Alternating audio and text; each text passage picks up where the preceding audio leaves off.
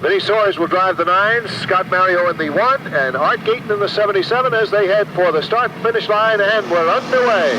Green flag is out, and the number 47 car across the line first. The end of lap number 1 goes way high in a racetrack.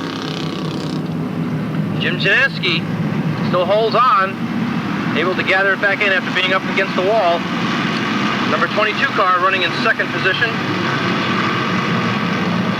Scott Foster holding on that spot now as we complete our first lap. Field spreading out after a few little incidents in turn 2, but everybody able to resume running, so no caution comes out. Janeski holding on. John Mayberry running in third place. The leaders start to edge out a little bit from the field. Scott Foster dropping off the pace a little bit in the 22. Apparently some kind of a problem in the 22. Tom Butler looking for racing room down low. And look at Janeski right up near the wall, but he hangs on to first place. Foster now closing in on him, and here comes Mayberry. Don Sandow running in fourth place. Leads a parade of a whole bunch of people vying for 4th through 10th position. Number 4 car now making a pass cleanly. Jeff Hughes.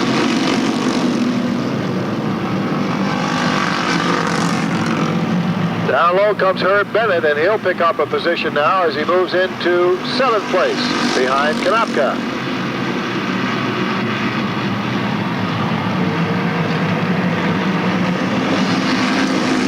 Everybody. 22 Foster still looking for a door. We have an incident coming out of turn 3. And we're just going to see exactly how much grass we can chew up. We're still under green. Number 91 car is down in the infield, and we're still under green. Greg Thompson, and now, oh, look out in turn 4. A few of the cars, Stakey and Larry Pinsence go spinning, and Jim Avlajanis with a problem in the 01. He was able to keep running, however. Stakey pulls to the infield right away as the caution flies. Pinsence coming off.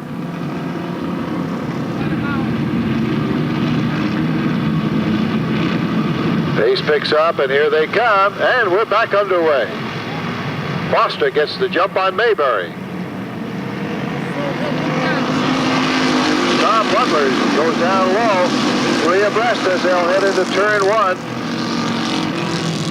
And it looks like Butler is going to be able to outmotor Mayberry, who falls way back off the pace. We've got a couple of cars up, sliding along the wall, but everyone continues to motor along.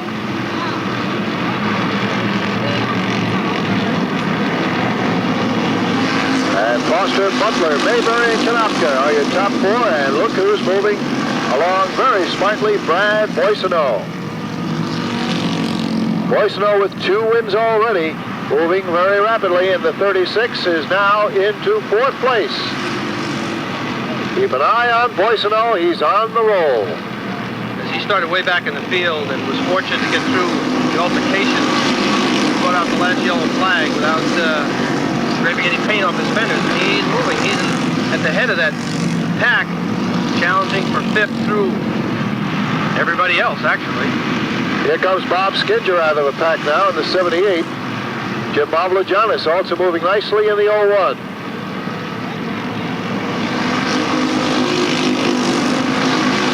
Boissonneault has the number 3 spot. The 36 still moving strongly. Rick Shawn with a problem in the 91, drops off the pace.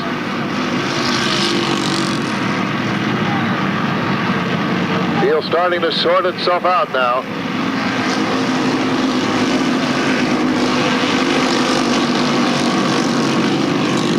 Kanapka also dropping off the pace in the 99.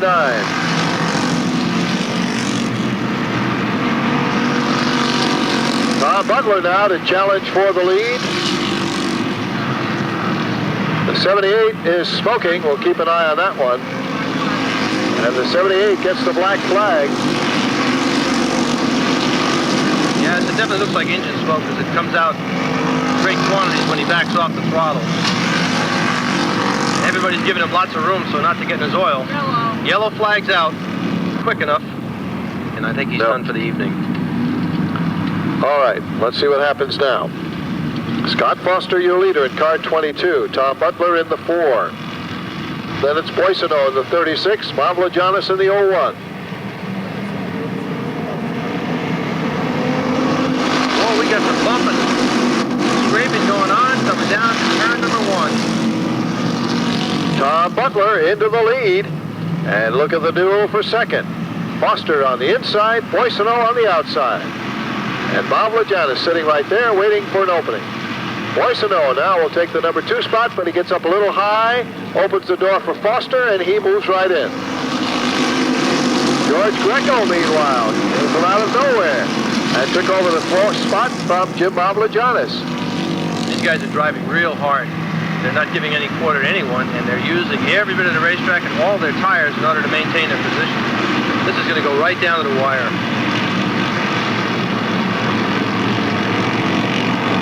12 laps now complete.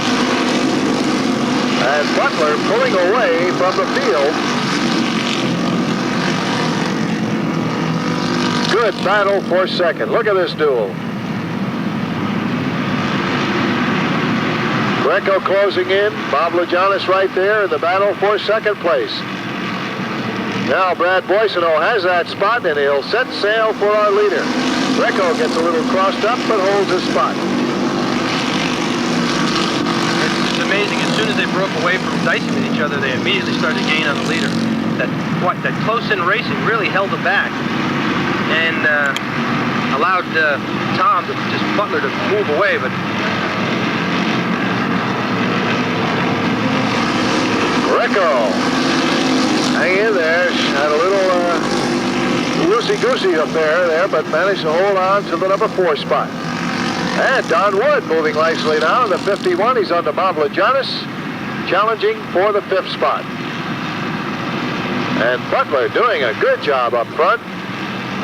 Across the line he comes, and we've got 5 to go.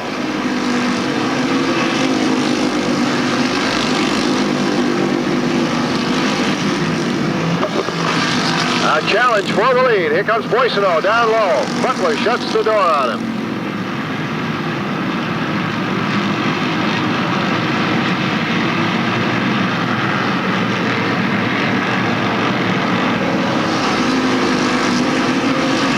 Butler hanging right in there.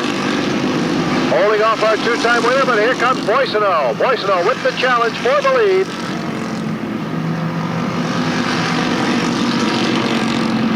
Boissonneaux edging ahead of Butler and into the lead.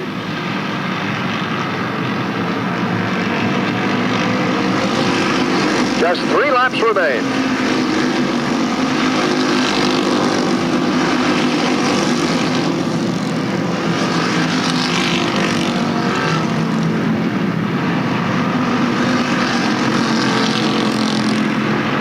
Our top 4 closely bunched as we get the 2 laps to go signal from Chris Hopkins.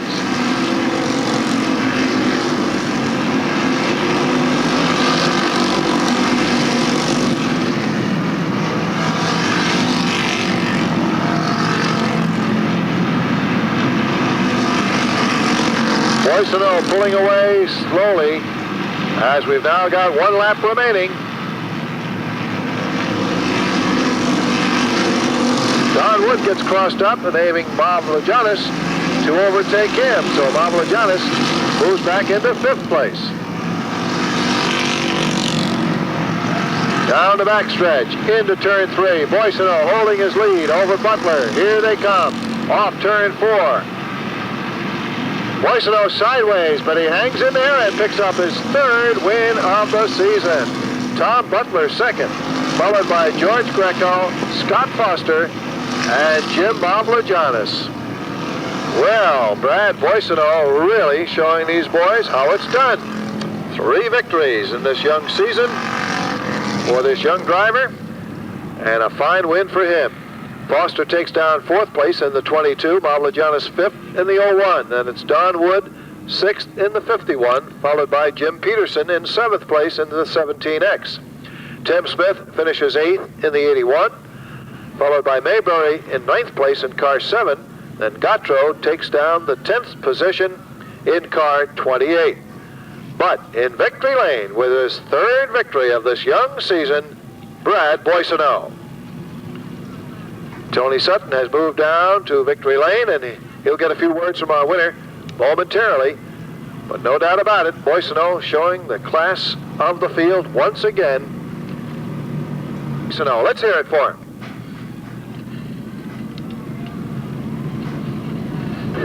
Okay, as you Tony. can see down here, there's no excitement at all. Brad Boissonneault, congratulations with a great race, really. It looks like you've rearranged the paint scheme just a tad on your car during the race. Just a little bit, you know. It's getting tougher and tougher, and I just had to scratch it a little bit. Well, what are you going to do, you know? I guess the luck's with me this year. I don't know. The trophies are the color of the car for the last couple weeks, and it's just everything's a good omen going together. And No, you've done really well, and this was a tough race. There was a lot of sliding around, a lot of bumping. Was it tough to maintain your concentration and not overdo it? yeah, I was real nervous for a little while there, without a doubt. What about the restarts? I mean, you know, you weren't in the lead all the way through. You had to work at it. What was the key portion of the race as far as the restarts that enabled you to get up to the front? Getting good restarts, literally, just going couple cars, going, you know, taking 3 or 4 before we hit the end of the straightaway is really helping, because if you can't do it, you're not going to get it in 20 laps. Well, obviously your crew's happy, and the lighting company has shut us off. Congratulations on a great race. We'll see you next week. And that, ladies and gentlemen, is the story for tonight's NASCAR competition here at the Stafford Motor Speedway.